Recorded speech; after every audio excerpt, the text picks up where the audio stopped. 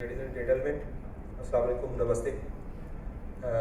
Yes, I was a journalist and I had to go and contest elections of local bodies at Umarkot in 2001 under Musharraf regime. I was elected as a union Nazim, though it was not my choice, but it was choice of my friends to contest. And later I was a journalist and I was a graduate from University of Sindh. So I stayed back and tried to help people and resolve their issues. And I created my own followership and voters. That followed me to 2013. PTI contacted me as they were running in that constituency for support. And I am not an elected, but I am a minority reserve seat. And they promoted me to the reserve seat of my minority to the parliament. Basically, Umarkot and Tharparkar are the most backward areas of Pakistan, where you usually see the stories, kids dying of malnutrition, waterborne diseases, and etc. They have their only source of livelihood is rain. If it doesn't rain, they come into the problem. So, thank you. I would like to go to the topic. At first, I am very much thankful to the Asma Jahangir Legal Aid Cell for inviting me to such a prestigious and memorable occasion of this conference. Asma Jahangir may not be with us, but we all are the torch bearers of her mission. I am not a human rights worker, just become recently, but I am a member of Human Rights Commission for the last 25 years. And I have become a human rights activist, being impressed by her. And I worked from Umarkot in 90s. Especially, I had a good work on along with Shakil Pathan, a special task force for Sindh. And we were working, our main subject area was bonded labor. At that time, a lot of private jails were busted and people were released, and the mostly belonged to Hindu minority scheduled castes. Let me tell you that I am Hindu since time immemorial. I am Sindhi for last 5,000 years.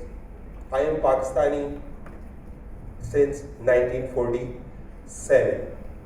I am from the land of Sufis and mystics. My forefathers are buried under this land. I am telling you this because normally Hindus are equated with Hindustan. Whenever people meet me mostly in Islamabad or Punjab areas or KPK, they don't think that even Hindu community resides or living in Pakistan and they are their citizens. After partition, it was not easy for our forefathers to migrate.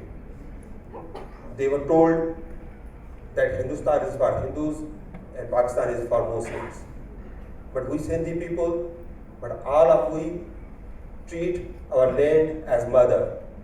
So our forefather decided not to leave this land because we are real owners of this land. Quaid-e-Azam Muhammad Ali Jinnah encouraged us to live in Pakistan when he said the religion would have no relation with the state and the state would have no religion. But later it did not materialize. And the state had a religion, that is Islam. Extremism is not holding extreme views. It is also imposing your views on others. Be it cow vigilance in India or those people who vandalize temples in Pakistan. Be it extrajudicial killings in Indian-held Kashmir or the killing of Salman Taseer just because he holds his own views. We are great admirers of Constitution of Pakistan. It guarantees our fundamental rights. But extremists again translate these constitutions for their own purposes, their own definitions. We have signed several international covenants for the protection and promotion of minority rights. But the Constitution has weaknesses too, though it is sacrosanct, but it has weaknesses. My friend already said objective resolution was enough to disequal or kill the equality sense in Pakistan. I would like to quote some things. The happenings which increasingly disalienate but alienate minorities in Pakistan. During the previous government of Nawaz Sharif, a land was allotted at Islamabad to Hindu Pechar for the purposes of building a temple, a crematorium, and a community hall. As soon as the inauguration of that project was carried out, there was hue and cry.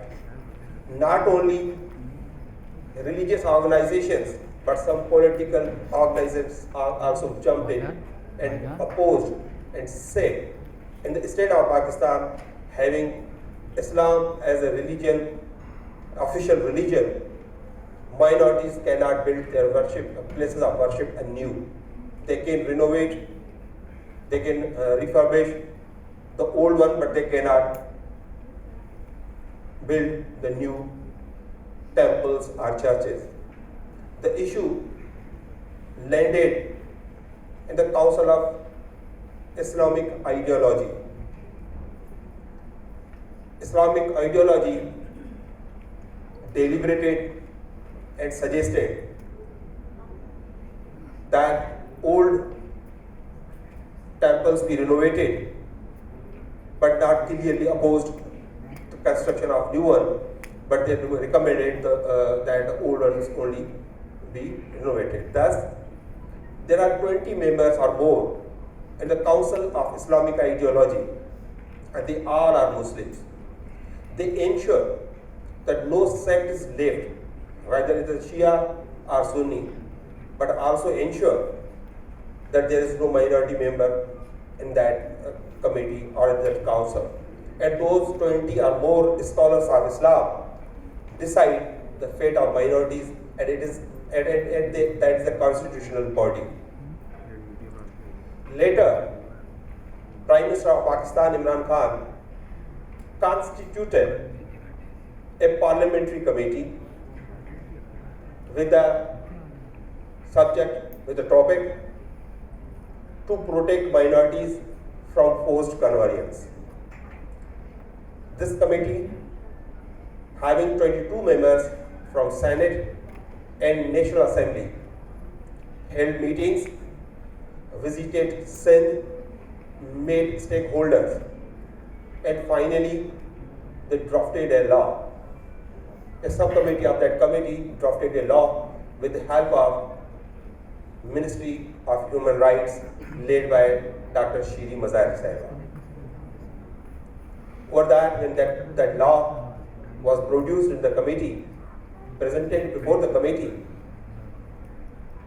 the Religious Affairs Ministry insisted that it be sent to the Islamic Ideology, Council of Islamic Ideology first, and it was sent to Council of Islamic Ideology for their input. To give their input, that council called Mia Mittu, a notorious man alleged of converting minor Hindu girls. They invited him at Islamabad, and what was the title? Title was of that occasion, brainstorming on forced conversions. Mia Mittu brainstormed Council of Islamic Ideology on forced conversions, and they highly obliged him and raised 42 objections on the bill, including the age, marriage, and process. Thus, once again, those 20 Muslim scholars decided on the fate of those Hindu girls. It seemed from the objections, if you go by that Council of Islamic Ideology seemed complacent or happy that this process may go on and it doesn't need to be stopped.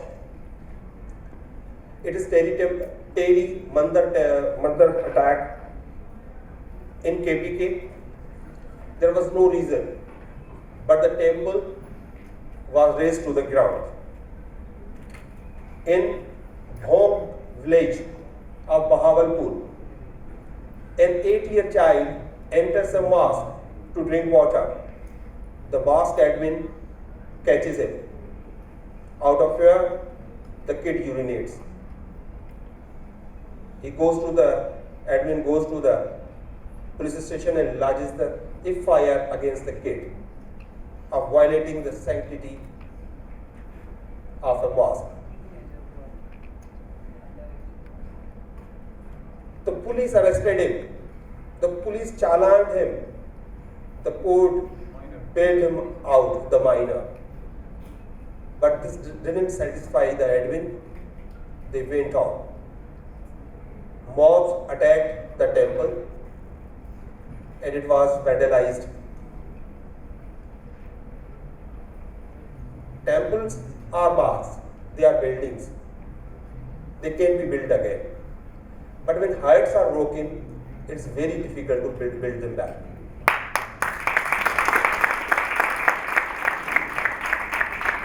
The impact of such incidents is devastating.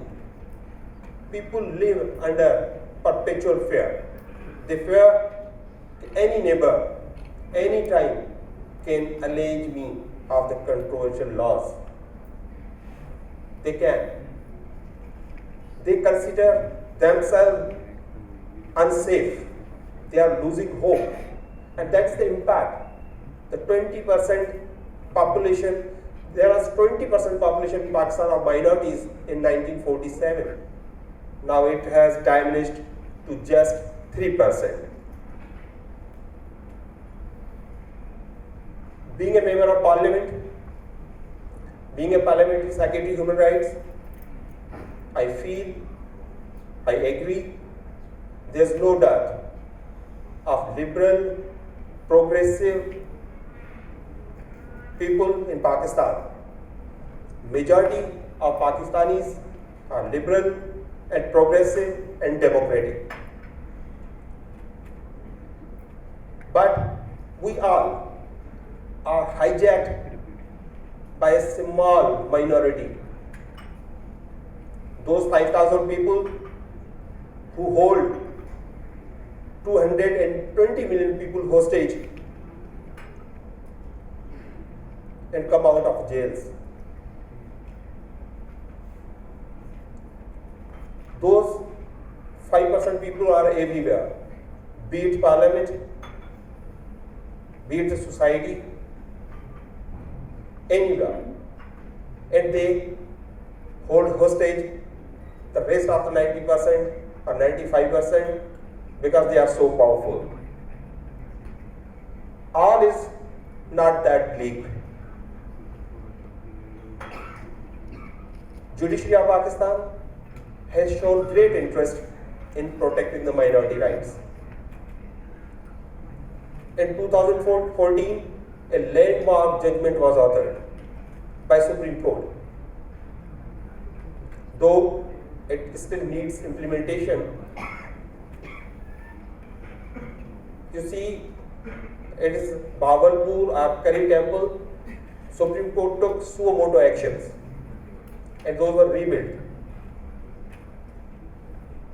Supreme Court also ordered to vacate or to get vacated all those properties which are occupied by others and belong to minorities.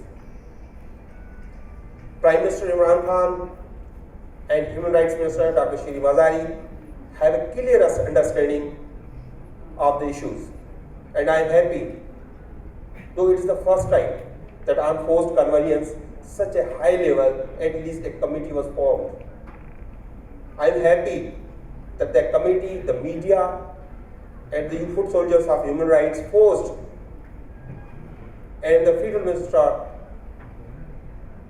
of Religious Affairs came on national media and agreed that there are issues of convergence in Sindh and some parts of Punjab.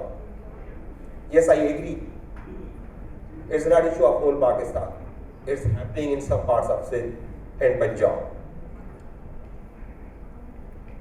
Hopefully, coming days may become better. And once again, I am thankful to the Asma Jahangir Edsel to invite me here and to communicate with you. Thank you very much. Thank you.